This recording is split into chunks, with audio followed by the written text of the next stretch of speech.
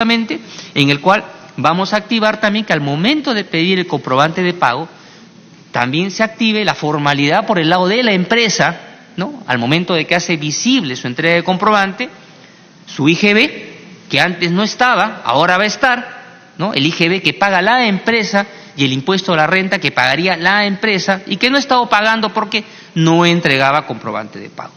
Entonces, esto va a ser realmente, esperamos, un incentivo para que estas 3 UITs adicionales realmente se utilicen, ¿de acuerdo? Y que sea, y más aún, con el uso de comprobante de pago electrónico va a ser sumamente fácil, porque ya no va a haber papelito que tener, sino lo que va a haber es simplemente va a comunicar su DNI y automáticamente la información va a ser enviada a SUNAT.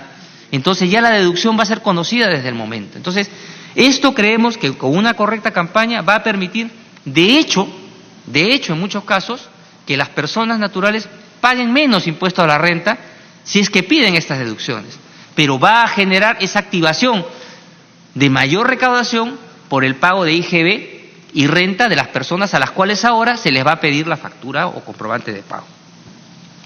Esta alianza entre los contribuyentes y la SUNAT permitirá recaudar mayores recursos para brindar mejores servicios básicos a la población más necesitada.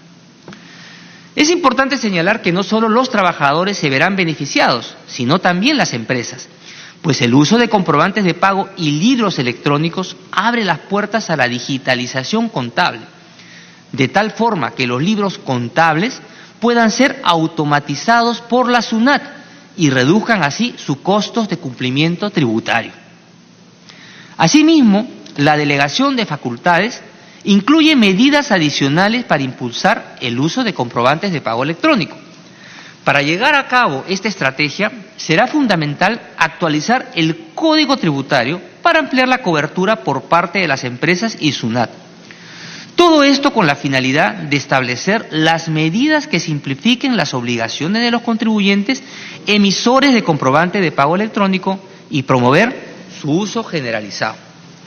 Dar el marco legal necesario para dar certeza a los contribuyentes y a los operadores de servicios electrónicos sobre sus obligaciones e incorporar medidas que adecúen la normativa de infracciones del Código Tributario para alertar y sancionar el no uso de los comprobantes de pago y libros electrónicos. La masificación del uso de comprobantes de pago y libros electrónicos reducirá la evasión tributaria, tal como lo confirman diferentes experiencias internacionales que han sido muy exitosas. Sin embargo, se requiere implementar un marco legal que dé certeza a los contribuyentes y a los operadores de servicios electrónicos sobre sus obligaciones. Asimismo, es necesario dictar medidas que simplifiquen las obligaciones de los contribuyentes emisores de comprobantes de pago electrónicos y que promuevan su uso generalizado, lo cual contribuirá a la formalización y facilitará el cumplimiento de las obligaciones tributarias. Desde el lado de la Administración se requiere mejorar y adaptar el proceso de control fiscal, por ejemplo, en las devoluciones tributarias. Estas modificaciones normativas respecto a la masificación del comprobante de pago electrónico están de la mano con la cobertura de la oferta digital que está construyendo SUNAT. A hoy, tomando en cuenta facturas y boletas emitidas electrónicamente, la cobertura de los comprobantes de pago electrónicos es del 60% sobre el monto de ventas totales declaradas. La meta de cobertura a fin de año es de 80% y de 100% para mediados del 2019. Esto, si se cumple, y confío que SUNAT avance en esta línea, esto va a ser una transformación completa, digamos, de lo que significa el uso de comprobantes de pago. Si observamos lo que ha sucedido en otras realidades en otros países, en diferentes partes que han introducido el tema de los comprobantes de pago electrónico, los resultados en la lucha contra la evasión son inmediatas. Pero esto tiene que venir acorde con un buen código tributario y tiene que venir acorde con estas medidas de impuesto a la renta por el lado del pedido de comprobantes de pago que estamos incorporando y, como les dije, lo que va a hacer es activar el control de la evasión de IGB y de las empresas por el lado de renta, no de las personas. Para combatir la evasión y elusión tributaria internacionalmente, es necesario actualizar la normatividad vigente, según las recomendaciones de la OCDE en materia de fiscalidad internacional. Es importante mencionar que las estrategias que emplean las empresas para evadir y eludir impuestos hoy son mucho más sofisticadas y sutiles que antes, y muchas veces involucran entidades internacionales, lo cual exige un esfuerzo de las administraciones tributarias por impulsar el intercambio de información, cooperación y transparencia entre los países. Es muy difícil identificar a la persona natural que en última instancia está detrás de estas empresas, lo cual impide saber quiénes obtienen las ganancias, cuál es la ruta del dinero y cómo prevenir la comisión de delitos. La concepción actual de qué es un paraíso fiscal ha evolucionado e incluso abarca jurisdicciones que la Unión Europea califica de no cooperantes, así como también involucra aquellas donde existen regímenes tributarios que incentivan la evasión o no tributación. Además, es necesario que los reportes de las empresas cumplan con los estándares informativos aprobados por la OCDE para cruzar información internacional, establecer sanciones a las entidades que incumplan en sus declaraciones y prever reglas para que no se eluda dicho estándar. Otra herramienta de uso estándar a nivel mundial en países como México, Argentina o Chile es la norma antielusiva general y el levantamiento del secreto bancario para fines domésticos. Son herramientas que buscan cerrar la brecha de información entre el contribuyente y la SUNAT para mejorar la detección y selección de los posibles casos de incumplimiento y así fiscalizar dónde realmente se necesita. Esta información no puede ser, bajo ninguna circunstancia, utilizada de forma arbitraria y mucho menos política. Para la mejor aplicación de la norma antielusiva general, es necesaria la creación de un comité veedor, cuya opinión sea vinculante antes de su aplicación, y finalmente que dicha norma se aplique únicamente a partir de un umbral mínimo. Por su parte, el Perú ya es miembro del Foro Global de la OCDE sobre transparencia e intercambio de información tributaria y ha suscrito la Convención Multilateral de Asistencia Administrativa Mutua, recientemente aprobada por el Congreso. Así, para cumplir los compromisos como país miembro, el Código Tributario se adecuará a las recomendaciones OCDE efectuadas en la primera revisión de pares al Perú para lograr la transparencia fiscal y el acceso a información a intercambiar. Todas estas medidas serán complementadas con, primero, perfeccionar la normativa de enajenación indirecta de manera que la venta de acciones peruanas en el extranjero siempre paguen impuestos. Esta medida será aplicable a todo tipo de actividades, incluyendo recursos naturales. Es algo que hemos conversado varias veces con el congresista del Castillo y le agradecemos el aporte. Segundo, respecto de las empresas no domiciliadas que ofrecen sus servicios en el Perú, se requiere modificar los criterios de renta presunta para determinar la base del impuesto a la renta que corresponde a la renta peruana, así como alinear las tasas efectivas al promedio de América Latina. Quiero resaltar que esta medida no afecta la carga tributaria de los contribuyentes locales. Tercero, el tratamiento de pago de intereses.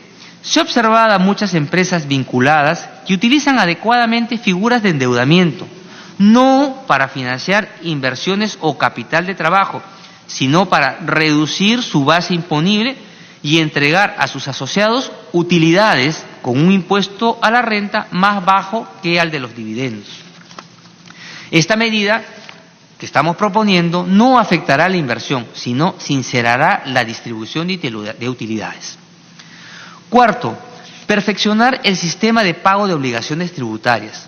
Se buscará optimizar la operatividad del sistema con el objetivo de evitar filtraciones actualmente existentes que permiten la utilización indebida de los fondos de la cuenta de detracciones.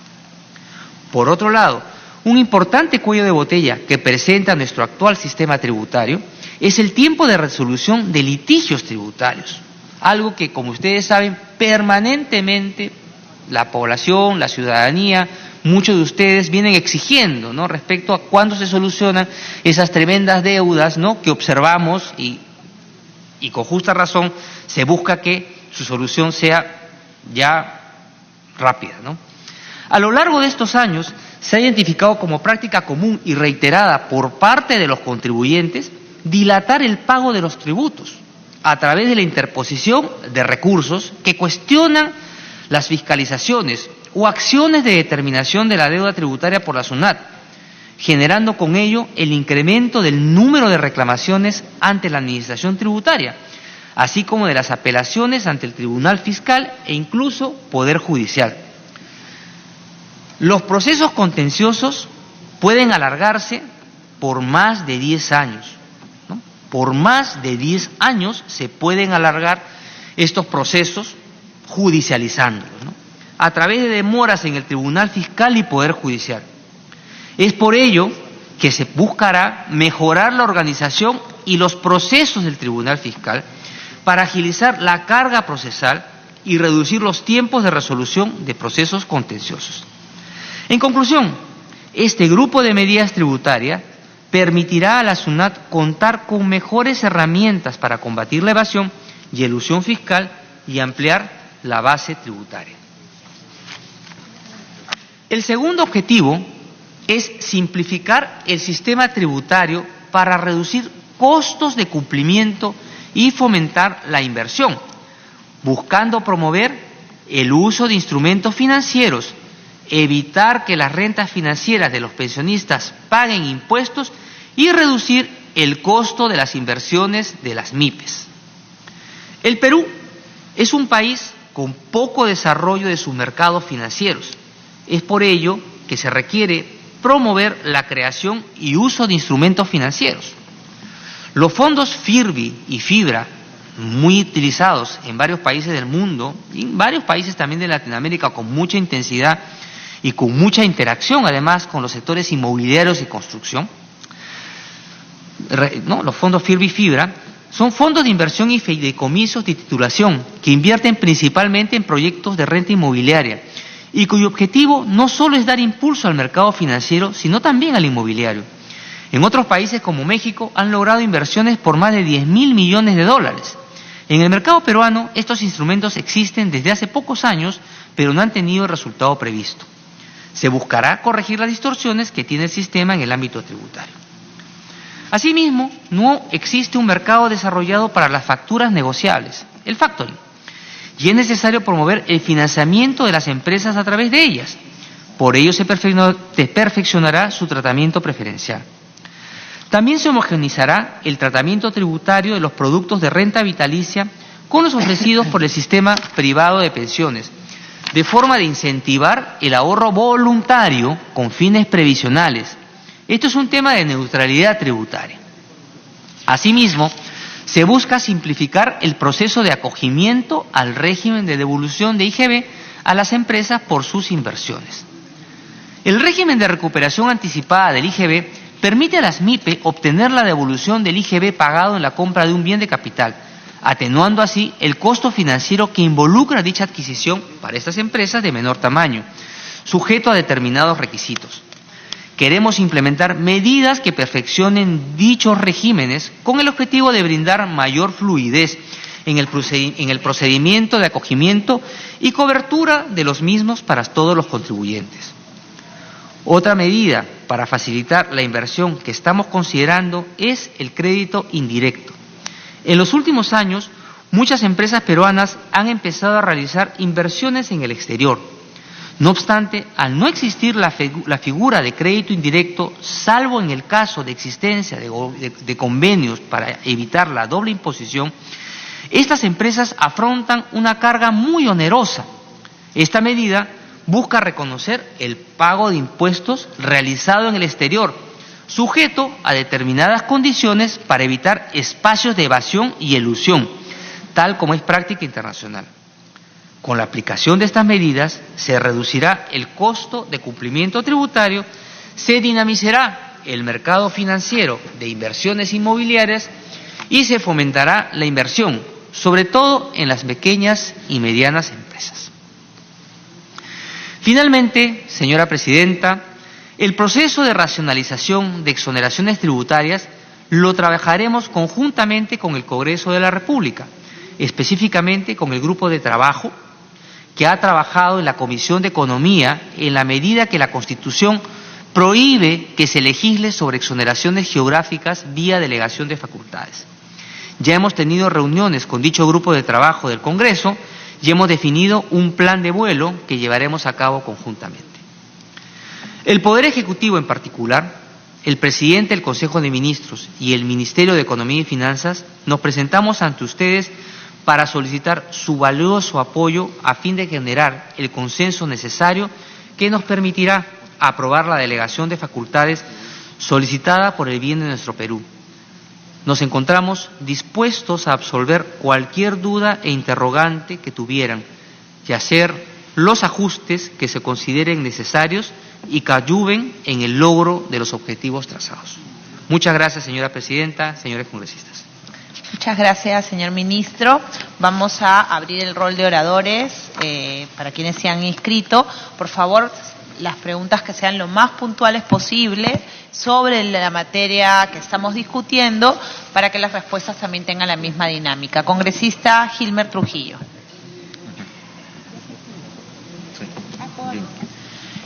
El rol de oradores va a ser así: Trujillo, Violeta, Quintanilla, William Monterola, Rolando Reátegui, Carlos Domínguez, Gino Costa, Lourdes Alcorta, Jorge del Castillo y Miguel Ángel Torres. Le damos la bienvenida a las congresistas Salgado, la congresista Takayama y la congresista Alcorta que nos acompañan hoy. Gracias, Presidenta. Por su intermedio, saludar al Premier, a los señores ministros que nos acompañan el día de hoy y a los colegas congresistas. Hemos escuchado con bastante atención la exposición tanto del Premier como del Ministro de Economía y Finanzas, y además hemos tenido la particularidad, y quiero saludar, Presidenta, de habernos hecho partícipes de este análisis de delegación, en este caso a la Comisión de Descentralización. Yo quiero hacer algunas precisiones que ya hemos hecho llegar por escrito a la Comisión de Constitución. Respecto al artículo 2, numeral 2, literal B, referido a rediseñar el Fondo de Promoción a la Inversión Pública FONIPREL para integrar al Fondo para la Inclusión Económica en Zonas Rurales FONIE. Sobre el particular, nosotros hemos planteado algunas recomendaciones, precisiones en la fórmula de delegación, precisando los 3 elementos señalados: absorción del FONIE por el FONIPREL, determinar objetivos del nuevo fondo de manera coherente con principios y normas de INVIERTE-P, pobreza y cierre de brechas, manteniendo los objetivos de atención a las poblaciones en mayor pobreza de ambos, incorporar procedimientos para facilitar el cierre del ciclo de proyecto. El nuevo fondo debe recoger la prioridad de apoyo destinado a los distritos de mayor pobreza de la manera como establece en el FONIE. Como es de conocimiento, FONIPREL es un fondo concursable, en donde la calidad de los estudios merecen luego de una evaluación la asignación de presupuestos. A diferencia de FONIE, que ha focalizado los distritos más pobres del país, entonces queremos que esta absorción no excluya a esos distritos más pobres, entendiéndose que la calidad de los estudios lo pueden evaluar, lo pueden formular aquellas entidades que cuentan con personal capacitado, que a diferencia de los distritos más pobres no lo tienen. Por eso es que hacemos estas precisiones. De la misma manera, respecto al artículo 2, numeral 2, literal E, armonizar las actividades de pesca y acuicultura en sus diferentes modalidades y fortalecer los mecanismos de formalización, supervisión, sanción e interdicción. Nosotros planteamos algunas recomendaciones. Compatibilidad con la ley 27.867, Ley Orgánica de Gobiernos Regionales, conforme a las normas. Competencias compartidas, artículo 10, numeral 2, promoción, gestión y regulación de actividades económicas y productivas en su ámbito y nivel correspondiente a los sectores, en este caso pesquería. Funciones específicas en materia pesquera, artículo 52, en especial los literales A y J. Formular, aprobar, ejecutar, evaluar, dirigir, controlar y administrar los planes y políticas en materia pesquera y producción acuícola de la región y velar y exigir el adecuado cumplimiento de las normas técnicas en materia de pesquería, dichas medidas correctivas y sancionar de acuerdo con los dispositivos vigentes. También nosotros hemos hecho una precisión respecto al artículo 2, numeral 6, literal A, donde hacemos una recomendación: para que sea precisa la delegación se requiere que en cada sistema se defina el contenido de la actualización necesaria. Esas precisiones no se contradicen con la necesidad de ganar en consistencia en el funcionamiento de los sistemas administrativos, en especial en los que se refiere al ciclo del gasto. De la misma manera, en el artículo 2, numeral 6, literal B, referido a mejorar la actuación administrativa del Estado en lo referido a la supervisión, fiscalización y sanción, así como perfeccionar y modificar disposiciones normativas de la Ley de Procedimiento Administrativo General y al Decreto Legislativo 1310, nosotros hacemos algunas recomendaciones. Para que sea precisa la delegación en la medida que se refiere a diversas leyes, se debe definir el sentido de la actualización en cada caso, en especial cuando se trata de capacidad sancionadora. Fortalecer la rectoría de PCM en materia de simplificación administrativa. Precisar la obligación de las entidades del Poder Ejecutivo para aplicar el análisis de calidad regulatoria de procedimientos administrativos. Los procesos de simplificación administrativa no pueden implicar la reducción o eliminación de derechos laborales, ni tampoco la eliminación de requisitos sustantivos. Respecto al artículo 2, numeral 6, literal D, implementación de servicios y espacios compartidos por parte de las entidades públicas, así como establecer disposiciones para el gobierno digital y las plataformas multiservicios y de trámites que faculten a las entidades públicas o a terceros bajo determinados criterios, hacemos la siguiente recomendación: precisiones en la fórmula de delegación de facultades para permitir el despliegue transversal de tecnologías de información y comunicación, marco legal de reglas que faciliten el funcionamiento de servicios y espacios compartidos de entidades públicas, el funcionamiento de plataformas multiservicios y de trámites, la delegación de facultades de gestión y resolución de actos administrativos a otras entidades o a terceros. Me quedan dos todavía. Respecto al artículo 2, numeral 6, literal D, reorganizar y delimitar competencias y regulaciones entre entidades públicas del Gobierno Nacional y o subnacional. Me gustaría que no se mencione gobierno subnacional. Nos hace notar que los gobiernos descentralizados, regionales y locales estarían en inferior categoría. Hablemos de gobiernos descentralizados o con su propio nombre, ¿no? Gobiernos regionales y locales, ¿no? Acá hacemos alguna recomendación. La delegación corresponde pues a la facultad que tiene el Poder Ejecutivo para determinar su mejor organización conforme a los principios enunciados en el título preliminar de la Ley 29.156, Ley Orgánica del Poder Ejecutivo. En relación a gobiernos regionales y municipales, la asignación de competencia tiene reserva de ley orgánica. Subrayar la naturaleza de progresividad e irreversibilidad del proceso de descentralización. No puede haber recentralización de funciones. Por último, respecto a estas consultas, artículo 2, numeral 6, literal E, promover la consolidación institucional de las mancomunidades municipales y mancomunidades regionales, aprovechando las ventajas de la gestión intermunicipal e interregional para asegurar la óptima prestación de los servicios. El día de ayer, el Pleno del Congreso aprobó iniciativas legislativas del Premier congresista César Villanueva y de mi persona, que coincidentemente hemos presentado una modificación de varios artículos de la Ley de Mancomunidades. Nosotros quisiéramos que, además de lo que se ha modificado, nosotros queremos que se tenga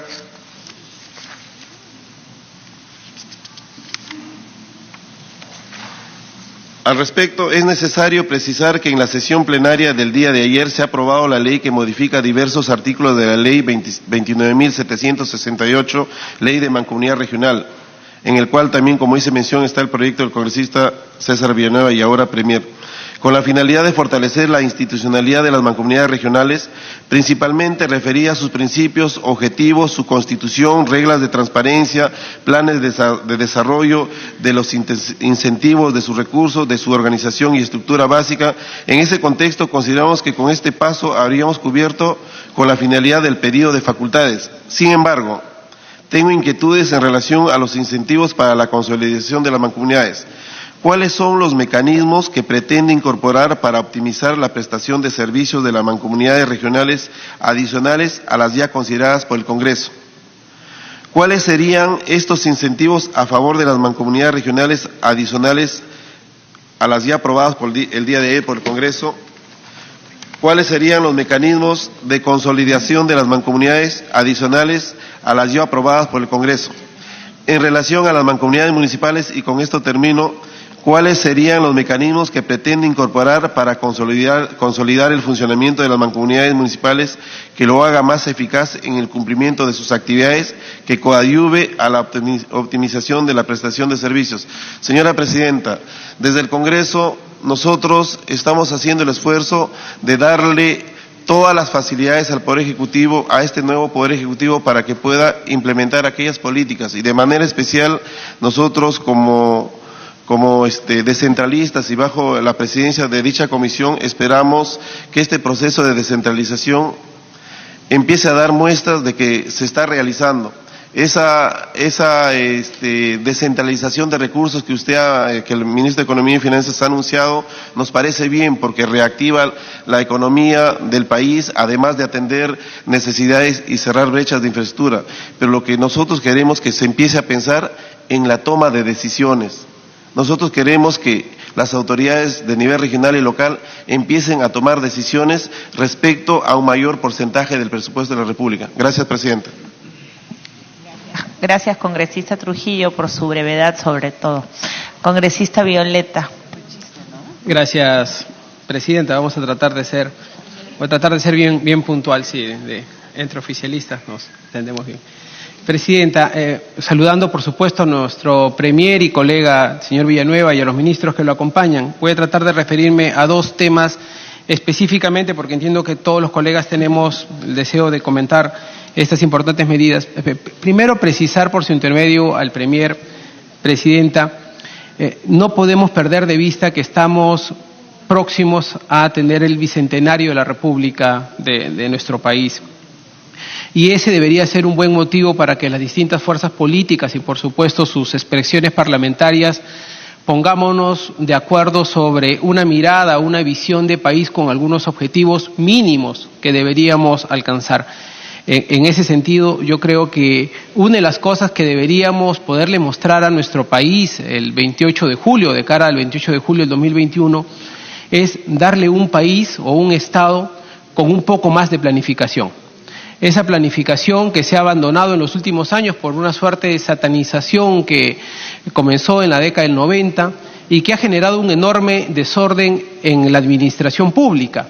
Y eso supone, entre otras cosas, la manera como priorizamos, por ejemplo, el desarrollo de las obras públicas en cada una de las regiones, ¿no?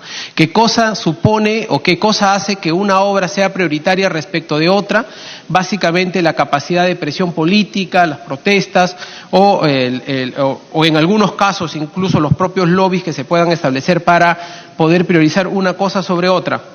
Y en algunos casos lobbies completamente justificados, las capacidades de presión que puedan hacer con total legitimidad muchos alcaldes, por ejemplo, para tratar de sacar adelante sus gestiones. Pero lo cierto es que ese no debería ser el mecanismo por el cual se generen la priorización de obras públicas en el país, sino más bien un sistema ordenado y prioritario que nos lleve en los próximos 10, 15, 20, 30 años a tener una previsibilidad sobre qué cosa es lo que hay que hacer cada año fiscal, qué cosa es posible atender y qué cosa puede ser menos prioritario o menos estratégico en su atención. En primer lugar. En segundo lugar, hay un aspecto importante que el Premier ha señalado también sobre la necesidad de, en esta línea de modernizar el Estado, tratar de corregir algunas de estas miradas fragmentarias que existen sobre las funcionalidades públicas. Y quiero poner un ejemplo aparte de la que puso el Premier en materia forestal. Premier y ministros, a través de la presidencia, creo que deberíamos hacer un esfuerzo por tener una política alimentaria en el país. Y en ese sentido, en relación específicamente a esta suerte de modernización del Estado que se trata de impulsar en esta delegación de facultades, en el Parlamento venimos discutiendo hace 2 años la necesidad de tener una autoridad única en materia alimentaria y de regulación de alimentos procesados y fármacos en el Perú. Un poco como lo tienen en el caso de los Estados Unidos el FDA americano. ¿Qué es lo que pasa? Y pongo el ejemplo concreto, Premier.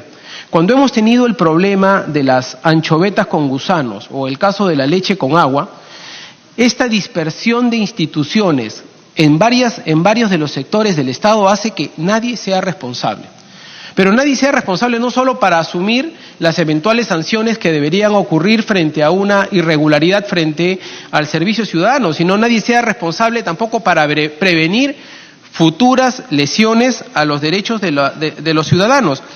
Nosotros lo que hemos propuesto es que se pueda crear mínimamente una comisión que analice la creación de una Autoridad Nacional de Control de Alimentos Procesados y Fármacos, insisto, un poco al estilo de la FDA americana o en el caso de la Unión Europea igual, porque hoy tenemos, por ejemplo, tenemos la Dirección General de Salud, la DIGESA, tenemos la Dirección General de Medicamentos, Insumos y Drogas, tenemos la Dirección de Sanidad Agraria que está en otro ministerio, tenemos la Dirección de Sanidad Pesquera que está en otro ministerio, tenemos al mismo Indecopi que depende de la PCM, tenemos el Instituto de Calidad que está en otro ministerio y así sucesivamente. Y lo cierto es que cuando ocurre uno de estos hechos denunciables, nadie es responsable de nada.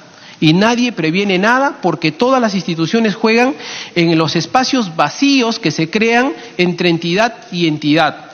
En consecuencia, Premier, nosotros le hacemos un llamado para poder analizar mínimamente este caso y poder, con la tranquilidad y con el análisis del caso, poder tratar de ver la posibilidad de tener una autoridad única de alimentos. En esa línea, solamente una precisión adicional. Ningún país en el mundo desarrollado ha logrado desarrollarse sin hacer un énfasis en su política alimentaria. Y en algunos casos, incluso generando subsidios o generando políticas especiales, incluyendo políticas tributarias para el acceso y la calidad de los alimentos en nuestro país. La calidad de los alimentos que consume nuestra población no está garantizada precisamente por este problema en el desarrollo institucional de nuestro país. Y finalmente, señalar, obviamente nosotros como bancada nos proponemos apoyar las medidas del gobierno, se lo hemos señalado, lo hemos dicho ya antes al Premier y a los ministros. Sin embargo, tampoco podemos dejar de expresar nuestra preocupación sobre algunas medidas de corte tributario y financiero. Nos preocupa particularmente la regulación en materia de los combustibles, básicamente por un hecho que no depende de nuestro país, y me refiero a que el precio del combustible en el mundo está subiendo un alza por 2 fenómenos internacionales en esta coyuntura, que es la disminución de la producción del crudo en Venezuela y por las crisis políticas propias que hay ahí, y por la circunstancia de Irán y lo hecho por Estados Unidos, la intervención de los países aliados en esa región, lo cual parecería que genera un incremento natural del precio del combustible en el mercado internacional que es absolutamente incontrolable por nuestro país. Eso no depende en absoluto de lo que nosotros podamos hacer. En consecuencia, generar una recarga tributaria en esta materia nos preocupa.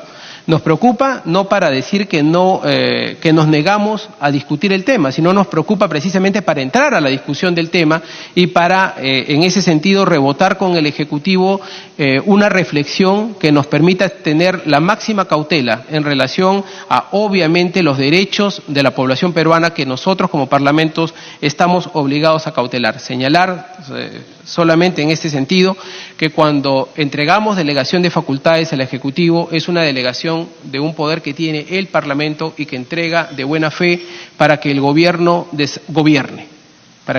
gobierne y en consecuencia nosotros tenemos que ser particularmente cuidadosos de esta responsabilidad. Lo hacemos con la mayor buena voluntad, pero también con la responsabilidad que este caso amerita. Gracias, Presidenta, y una vez más agradeciendo a los ministros. Gracias, congresista. Violeta, tiene el uso de la palabra el congresista.